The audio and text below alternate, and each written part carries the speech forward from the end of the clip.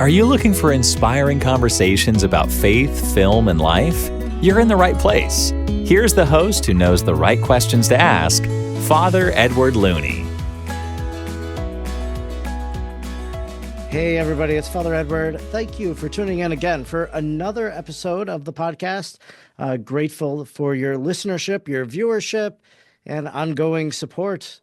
A lot of times I interview different authors, as you know. Sometimes we have regular conversations with ordinary people. I'd like to think today we're having a conversation with a friend and also an author talking a bit about his life as he captures it. I think you could maybe call it a memoir in the book The Hermit, sharing a little bit of family life and marital struggles and issues and how really a priest and sacramental grace assisted. So today I'm speaking with Kevin Wells. He's a former Major League Baseball writer, award-winning journalist, and Catholic speaker. He is the author of Priest and Beggar, The Heroic Life of Venerable Aloysius Schwartz. I highly recommend that book. And The Priests We Need to Save the Church, and Burst. So those are some of his other titles, and I'm grateful to welcome him back. He was on to talk about Father Aloysius Schwartz in the past, and now we're going to talk about Father Flum or Father Flum. I'm not sure how to pronounce it. Flum, there we go. So, well, thanks so much, Kevin. I told you right before this, I really enjoy your style of writing, your prose that you write in, everything like that. So it makes it very easy to want to read your book and then to have a conversation afterwards. I got connected or exposed to your writing through Gus Lloyd, an interview you did on his show, Seize the Day on SiriusXM. And I've been a fan ever since. So just thinking about this, you wrote about Father Schwartz, you write about Father Flum, both are priests. You write about other priests in the book. You wrote a book, The Priests We Need to Save the Church. Maybe first things first, why do you, as a layman, have such a great love for the priesthood? Yeah, I missed my calling, huh, Father?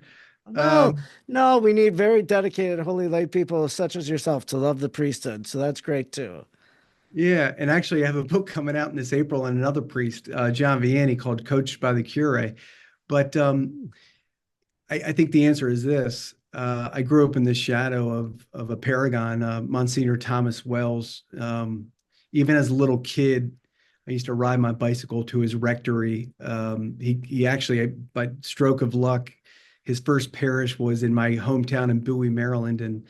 And at the age of 6, 7 years old, I used to ride my bike a couple miles to his rectory and just to hang out with him. He was one of these priests that just, came out of the birth canal with explosive joy. And when you combine that with the Eucharist and his love for Mary and his love for people, he was a titan in the Archdiocese of Washington. And so ever since I was a little kid, I love to see the power of what priests can do. So I've always been sort of led to the power of priesthood. And really quickly, I'll just add this. He used to ask me, as I got older, he said, Kevin, you should really consider the priesthood. And I always answered pretty innocently the same way. I'm like, well, I used to call him Tommy, Uncle Tommy, Monsignor Thomas Wells, my dad's brother. But I said, hey, Tommy, I think it'd be a great gig, but I see how much you love it, but I just want to get married and have kids. And he'd say, okay, well, that's fine too. That's a great, okay. So that's I think that answers the question. I think it's because of what a wonderful priest my uncle was, and just growing up in his shadow. So the book that you've just written is called The Hermit. It's a nice cover. It's you, your wife, and the hermit priest now, Father Flum. And as, this book, The Hermit, you would think, first of all, maybe, it's going to be all about Father Flum, going to be like kind of a bio of him, whatnot. But it's really not. It's really about him and his life, but how his ministry impacted your family, because there were some struggles in your married life between you and your wife, and maybe some, addictions, etc. there. So he came in. So he's there right in the beginning of the book, and then we go like 150 pages without any reference really or whatever to Father Flum, except maybe a passing reference. And then there he enters again and becomes really a great director, a friend to your family. And then we learn at the very end about his desire and wanting to become a hermit. So it's kind of like a story about the hermit, but really about his impact on your life. So, what made you write the book in this fashion? Of course, I think you probably want to share about the struggles you all face and really how God and sacramental grace, that's really my reflection on it. It's like, confession, Eucharist, these are the great tools we have. And really, they were at work and operative in this situation. So, yeah, are people surprised when they read the book and realize it's not all about the hermit? Yeah, a little bit. They are. So what just briefly, Father Edward, what led me to write the book was my wife Krista, who really implored me. She wanted to show what this holy priest, Father Flum, did for her during COVID-19, and my wife was stuck in you said it, an addiction of secretive binge drinking. Red wine was the poison she chose, and this went on in my house for a long time, for about 8, 9 years. I had survived a failed brain surgery in 2011, and that opened up this thing in my wife. I was supposed to die, and I could get into it, but your readers, when they read The Hermit, they'll kind of understand what happened. But that's when the binge drinking began. And so I lived in a dark night for quite some time. It was very bad, Father Edward, as you read, but it was during COVID when Father Flum said, when I'm not going to shut my doors, I'm going to open them wide for folks like Krista and others who suffer similarly, that need to be sacramentalized, that need intensive spiritual direction, confession, the Eucharist, adoration, because without it, like that's how my wife was healing from this wound, this mother wound of shame. She was healing in front of the monstrance, daily mass. And when COVID came and the moratorium came, Father Flum didn't shut down, he intensified. So he knew that without sort of the Catholic heirlooms, the sacraments, that Krista could fall back into the demonic habits. So that's when she healed. And that's when Krista said, when he decided to become a consecrated hermit, which he's doing right now as we speak, she said, Kevin, I want to expose myself. So really the spiritual heroism, the muscularity of Father Flum during COVID and what he did for me can be exposed. So this is Krista's doing. And she said, Kevin, set it free. So, write the book. You mentioned your health episode there, and was that a moment of religious awakening for you? Was faith, you had the priest in your life, your uncle and whatnot, but was faith really flourishing at that moment? Or was this like the religious awakening for you, was that incident? I realized when I was close to death in the hospital, I should have died. Surgeons would tell you I should have died. The surgery failed. But I realized when I was close to death that I wasn't set right for judgment. I didn't feel like I was set right. I felt that I had more in the tank to love better, to love my wife better, kids better, to be, I was always a pretty good Catholic. I was the Catholic who didn't miss mass, who prayed the rosary, who, did a prison ministry, and, just the stuff. I'm very blessed. I was raised in a strong Catholic family. All my brothers and sisters are still practicing Catholics. But I realized I was too comfortable. I was almost like a Catholic minimalist. Like there were certain things I was doing that were fine, but there was so much more in me. And when I survived and got home, I said, God, you pulled me out of a tomb. So I'm going to try and live the rest of my life by doing your will as you would have me do it. And when you begin to intensify your prayer life, begin to attend more weekday masses, just really you're attuned to what Christ would have you do on a more, let's just say, in a more intense way, then life does change. Everything changed. I just wanted to do what God would have me do. So yeah. So Father, I would tell you, yeah, it was a spiritual I would say a reawakening or intensification of my Catholic life. And what was your wife, Krista, what was her state of religious practice? She was like me, but to a lesser degree because she wasn't raised in the type of family that I was. As I mentioned, I'm from a family of priests. My brother's a priest. We were a family who prayed the rosary. My wife didn't have that. So she kind of came more, she grew up Catholic and went to mass on Sunday, but didn't have the catechesis, et cetera, or the nightly prayers with mom and dad by our sides the way I did. And so she really was coming into the faith through me, and she loved the faith. But what happened, Father, was after I got home, Krista saw me sort of becoming a different person, and it really opened up something that she didn't know she had, and I didn't know she had. It was a mother wound of shame, and she experienced as a little kid, and she saw through me, oh well, Kevin's changing and I can't go there. And all of a sudden the devil gets involved, and it's like, well, Kevin thinks he's holy, or Kevin. And then the devil says, well, you know what? Just forget about Kevin. Why don't you just drink? So she filled the mother wound of shame. And the shame was, I'm not growing in maybe the way Kevin is, with wine. And that's when it just bloomed like an unkillable weed and just got worse and worse as the years went on. Yeah. So how did you begin to notice that there was an issue that maybe it should begin to be addressed? Empty wine bottles. Mm. Yeah, so so after like the third showed up, I finally confronted her. And I had thought, Father, at the time that she would sort of open up like these long held wounds and we could work it out together as husband and wife. And instead she said, why are you attacking me? Why are you spying on me? And that's when I realized, oh my goodness, this is something dark. And then, in sort of the way I think it works with psychology, I began to be seen as the enemy because I was picking on her or telling her this, or, hey, this isn't healthy. And then you realize the devil's involved here because I'm seeing my wife in a way I've never seen her. Her essence has changed. Her nature has changed. She's actually presenting herself in sort of as a different entity.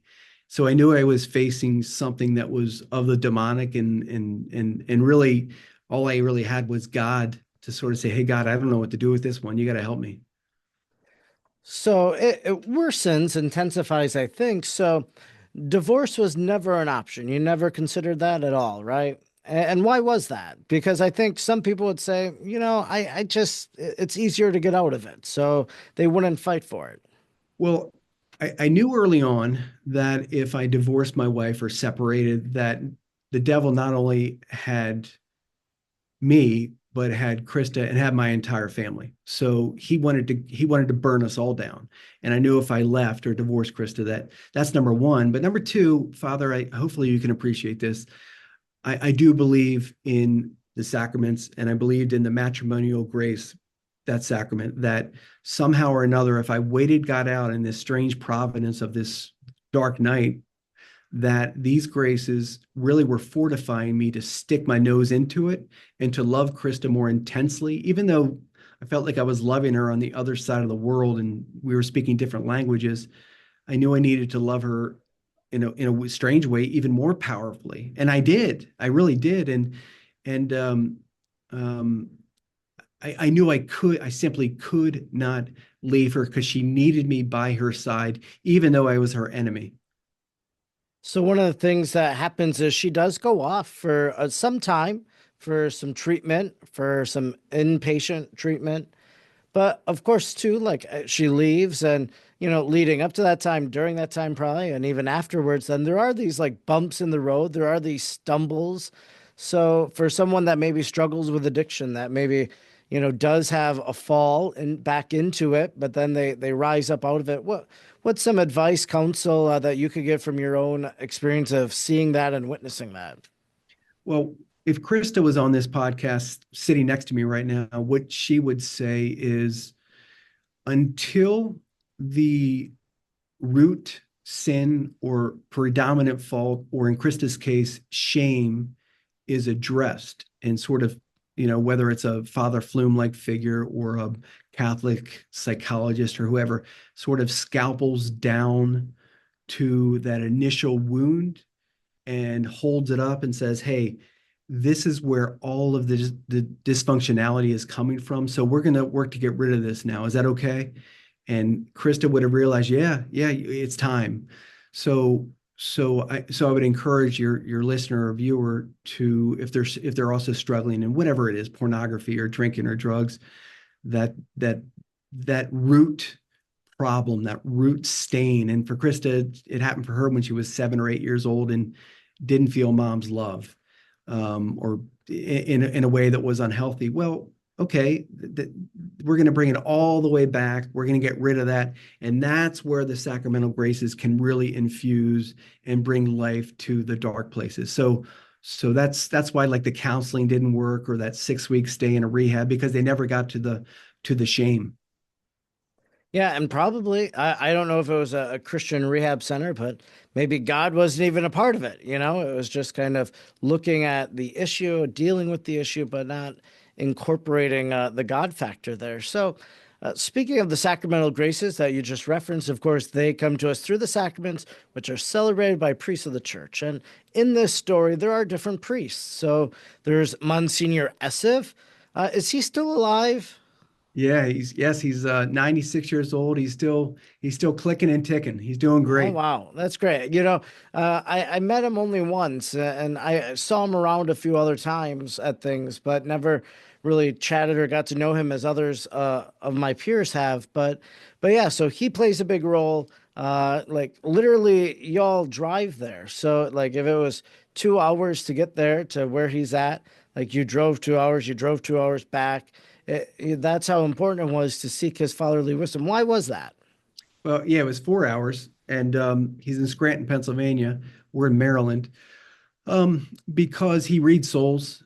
He's renowned throughout the world, as being able. He has the gift of reading souls. I mean, hundreds and hundreds of people will tell you that he can look into their soul. He's been given that gift. He's an exorcist. He may have sat in on more exorcists than any exorcist in the world, just because of his age. So Krista knew the first time that she met him, and we were there actually 2 months ago, just visiting, having a good time. But when we didn't know it, like I didn't know it, and Krista didn't know it, but back when Krista was suffering, I was encouraged to go see him, and I didn't know anything about his let's just say his Padre Pio ways. And Krista asked to go to confession to him, and this is back when Krista was still suffering, and in that confession, that's when he began to say, "Hey, Krista, let's talk about the sins you didn't confess." And he began to speak to her in a way that Krista would tell you again if she was sitting next to me.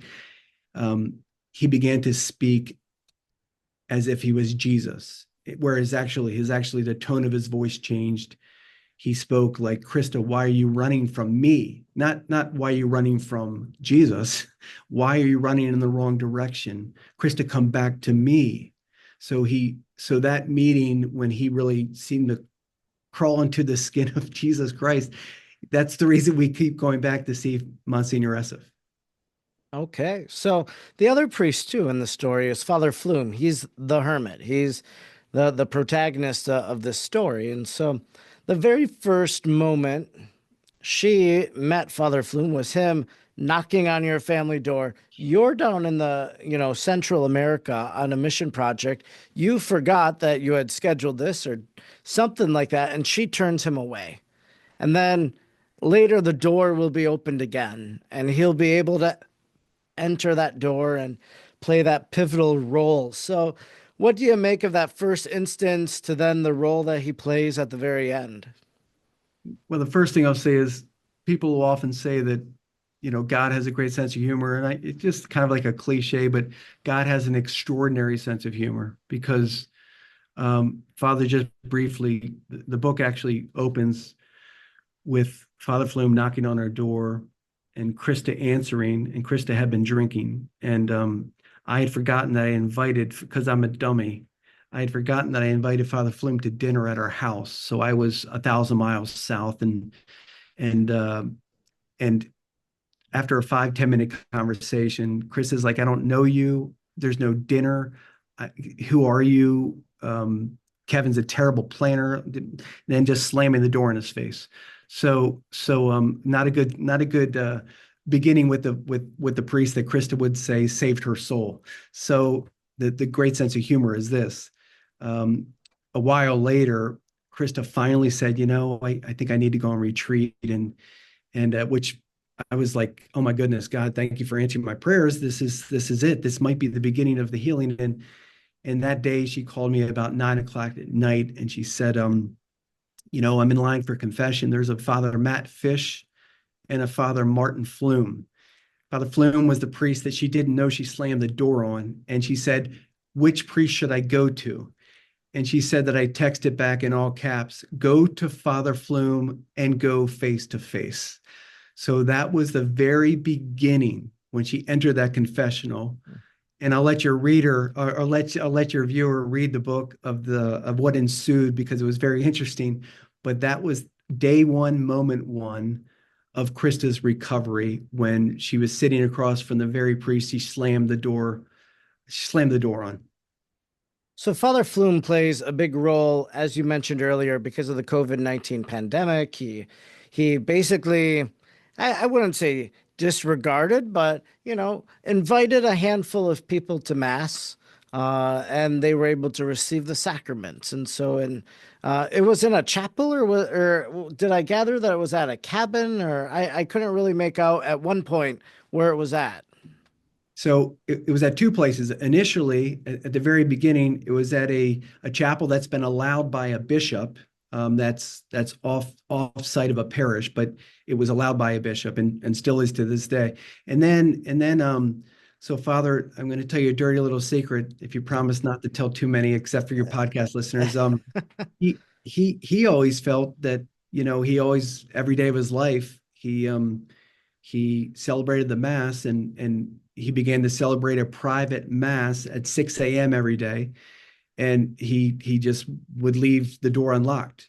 And if you happen to walk in for morning prayers on the way to work, and he happened to be celebrating Mass, well, you were just eavesdropping on his Mass. So that's kind of how things went during COVID. And that's the thing right there. That one little example was what began to bring a gossamer thread of hope for me. I was scared to death, Father. I was horrified when the church responded the way it did, because my thought was, what the heck is going to happen to Krista? This is how she was healing, through the Mass, through the Eucharist. And so he again, it wasn't just Krista, it was others who needed the sacraments, that were really suffering in, let's just say, more profound ways. Yeah. So a beautiful thing, for me, we kept the church open the entire pandemic, in terms of we never locked the doors. People were welcome to come and pray. I would have like a holy hour on Sundays or something, and, a few people trickled in for it. I would invite a few people to Mass during the pandemic, like I kind of had like a Rolodex of people that I'm like, well, these people got to come to Easter, would you like to come to so I have to say, I probably never celebrated Mass alone during the pandemic. I was always had one or two people there. So Thank you, Father. Thank you for that, Father. But it wasn't as heroic, though, as Father Flum. But so he becomes a hermit. And, one of the things you detailed about his experience of COVID-19 was he wanted to open up his church to be in basically all-day adoration. And it's a small, from my sense, rural community, maybe 300 or 400 families. And so they had no way really to sustain that. But he said he would adore, and he would spend those times. So that's really the beginning. And you're right that, people would say he had this desire long before, even in the seminary, this eremitical life. But I would say the COVID-19 really allowed him to live that out, if he's spending all that time in adoration. But then he really just goes off into the sunset, doesn't he? He has some little hermitage on some, back path of the wilderness or whatever, has a little chapel maybe or something, but people don't really hear from him now. Is that really the right understanding of who the hermit is? Yeah, on this side of eternity, he'll never be seen again, except for he's on the grounds of a cloistered, well, I don't want to say too much, but there are some cloistered nuns where he is, who've been wanting a hermit to live on the grounds for many years.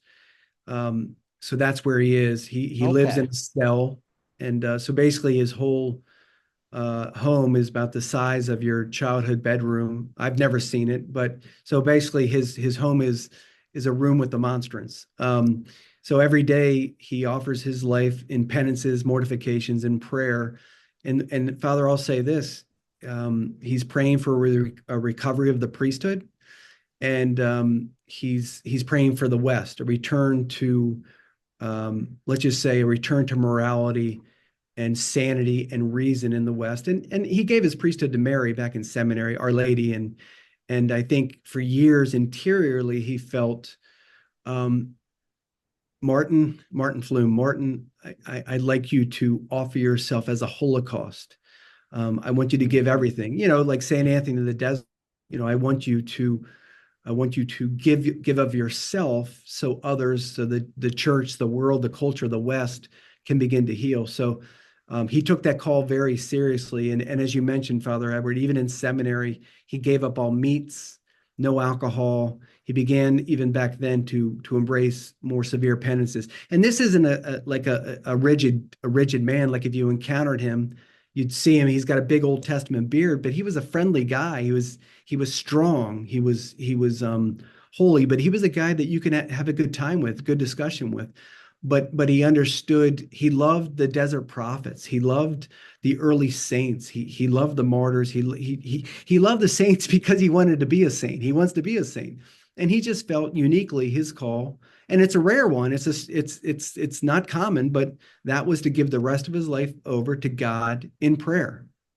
Yeah. And I think he's doing it the right way. Sometimes I think we talk about celebrity exorcists. So, like, just a lot of these exorcists who are really talking about the demonic in a very public way. And, maybe that's needed, but sometimes you wonder about all of that. And then I feel like there are a few celebrity hermits too, like one very active on the internet and whatnot. But that's not really the eremitical life. And this No, is there what shouldn't he's be. living. There shouldn't be a celebrity hermit. A hermit shouldn't be seen ever again. A hermit has given himself entirely to God. You can call yourself a hermit, but if you're seen on, I'm sorry, I'm being candid now. If you're going to be seen on a podcast or whatever, I don't know if you're a hermit. I mean, I guess you are into some dimension, but but Father Flum and some others that I've read about, they've disappeared forever. Like they've given themselves to God alone, God alone. So because if your viewer or listener just picked 5 hermits over the course of the millennia and read the stories of their lives, they'll see that all 5 confronted Satan. So the devil went after the hermit because the devil knew the hermit was imploring God to save souls. So I'd imagine in the 4 years that Father Flum has been a hermit, that he has done battle with Satan, because what's infecting the West right now, I would say choruses of demons. We've in a lot of sense we've lost our reason. We've seen what's gone on the last 4 years, but it's been for 4 decades, so or longer. So anyway, the true hermit, to fight Satan, he can't be, hey, well, I got a podcast at 3 and over there at 4, I got to do that. No, it's gotta. I've given myself to you. So that's my view. Yeah. Now, he had to say goodbye to his parish. He had to say goodbye to his friends like you and your wife and the people that he was a spiritual father to. Did most people accept it, or did some people think, like, what are you doing? You're a crazy old man. Like, just stay here with us. Like, what were people's thoughts and impressions? That's a great question. I could talk about that for hours.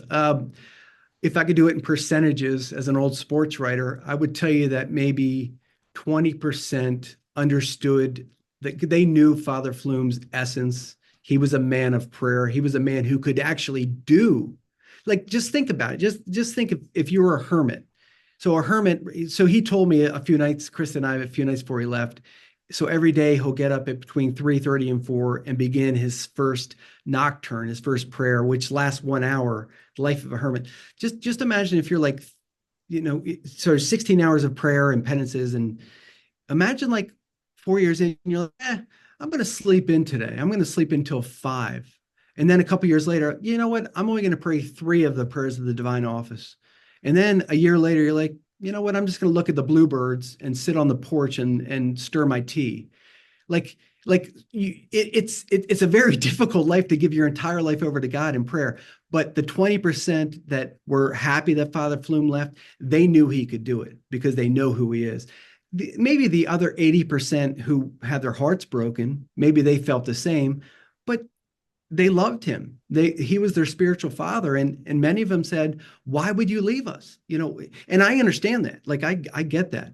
But he was following what Our Lady sort of spoke into his soul. And that is, I need you to go deeper for my son on a different level. And I want you to offer yourself as an expiation for the sin of humanity. Yeah, you talking about penances, mortifications, expiation makes me think of another priest, and we actually texted back and forth about Father Willie Doyle, and so maybe just speak for a moment. I'm a big fan of Father Willie Doyle's. I'll tell you a story off air about Father Willie Doyle too.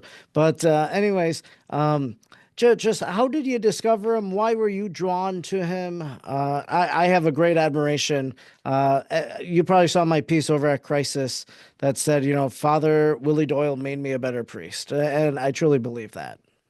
Father Edward, that was an excellent piece. I did read it. So two plugs. My first plug is I encourage your viewer to read The Hermit, because it's pretty raw and it introduces hope in overcoming the dark night of marriage and how a holy priest did what he did. The other book I'm going to ask you to read is To Raise the Fallen, which is a book about Father Willie Doyle. I learned about him just by chance. So I've been to Ireland many times, and a priest knew that, and he knew that I loved, just the priesthood. And he said, hey, Wells, have you read Willie Doyle? I'm like, no. And he's like, well, you got to read this book, Raise the Fallen. I read it, and I was like, this book is breathtaking.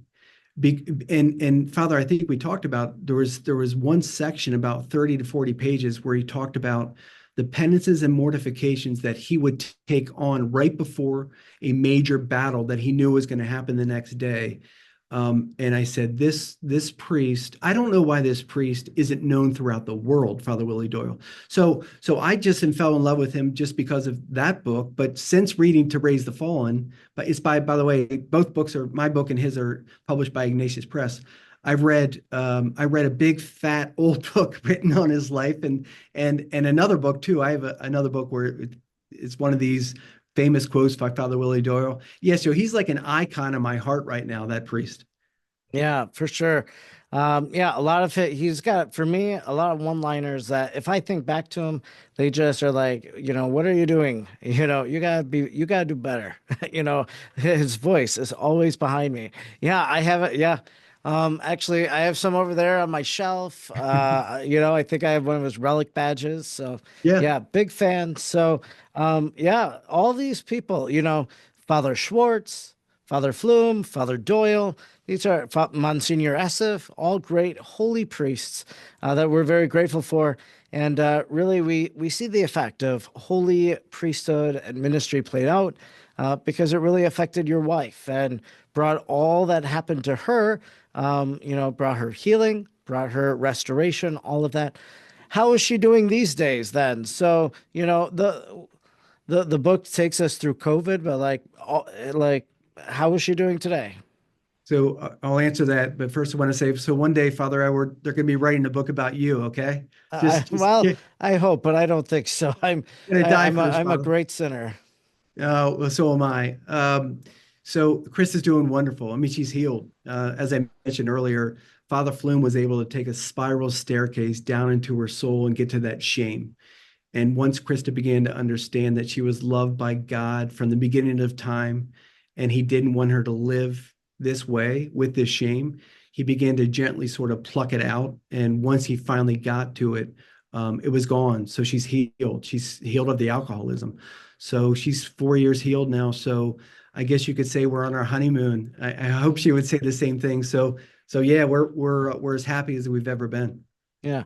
And it's like complete sobriety then, I take it. Yes. And then, yeah, like I know some people go to AA, they go to Al-Anon for like people that need support or whatever. Was that ever a part of your life or her life? Oh man, that's what I tried back in the day. AA. nothing worked, whether it was a counselor or AA. The only thing that worked, and Krista tried, but she just dismissed them because the drink was too powerful. It was just adoration and confession. Well, and the Mass. That was it. It really was. And also it took Father Flum really getting to the heart, because once he got to the heart of it and threw the shame out, then all the graces could come in more. It was streamlined. What would you say to somebody, maybe they feel like Kevin Wells felt a number of years ago? What would you say to that person as they, sail along in the troubled waters right now with that person and try to bring them to safe harbor? I would say, it sounds cliche, but don't give up. And here's why. You can't give up. If you're a guy, I'll say giving up is effeminate behavior, because your troubled spouse desperately needs you, even though they can't stand you, or they're thinking with a mind that's been corrupted by an addiction, or they just can't see clearly. I know, obviously, if the kids are in jeopardy or there's violence, you need separation. But if there isn't that, there's just, let's say, darkness in the home. What I would suggest practically is what helped me at that time. So initially I thought, I'm going to fast more. I'm going to take cold showers. I'll pray an additional rosary. And I realized that's fine. But what helped me more was falling more deeply into meditative prayer, where I just sort of rested my head against Christ's heart. And I just said, Lord, you know everything. You know how bad it is. You know how lonely his house is. You know how broken I am and how broken Krista is. You know it all. So in your strange providence of allowing this, I know you can fix it, and you will fix it. So I just try to shut it all down and just almost like a little child that goes to his mother for an embrace. I just sort of tried to see Christ in me, almost like I was in, as I mentioned in the book, Father, almost like I built this thatched cottage in my soul, and I would just sit alone and wait for Jesus to come into this cottage. And oftentimes we never said a word. We would just sit by the hearth fire and he would just love me. And that was enough. And I knew that he was going to handle his business and take care of it, which he eventually did. Yeah, well, it's all very beautifully written about in your new book that people can purchase from Ignatius Press, The Hermit. A great story about how this heroic priest really entered into your family and really saved a marriage and a family. So if people want to learn more about your writings, how can they do so? You can go on to kevinwells.org or Crisis. I write a lot for Crisis Magazine. You can go there. But Father, thank you so much for this conversation. I do think at this day where the addiction is so prevalent, that we need hope. Like spouses need hope when there doesn't look like there's any hope. And I think this book, at least I've heard from many married couples from throughout the country since the book has come out, how it's helped sort of given a blueprint of how to stick your nose into it and say, you know what, I can't give up. So I think that's what this book really ends up doing, is it sort of says, hey, in the darkest times, you can survive this thing, not only survive it, but come out on the other end happier than ever. Yeah, no, that's wonderful. It's always great. You as a writer, me as a writer, it's always great to hear from people that read what we write and to really hear how it makes the impact in their own life and what they took away. And, maybe for me, like a little reflection I wrote that I thought was just a throwaway, it really resonated with them. So yeah, it's always great to hear those success stories from what we write and the encouragement that our books offer. So, well, thanks so much, Kevin. Grateful for your friendship, grateful for your writing as well. So thanks so much for thinking of me. Thank you, Father Edward. Thank you very much. If you liked today's episode, be sure to subscribe, rate, and review wherever you're listening. And don't forget to stay up to date with what Father Edward is doing by following him on Facebook, X, or Instagram at the handle @FrEdwardLooney. Thanks for listening, and please join Father Edward again next time for another inspiring conversation.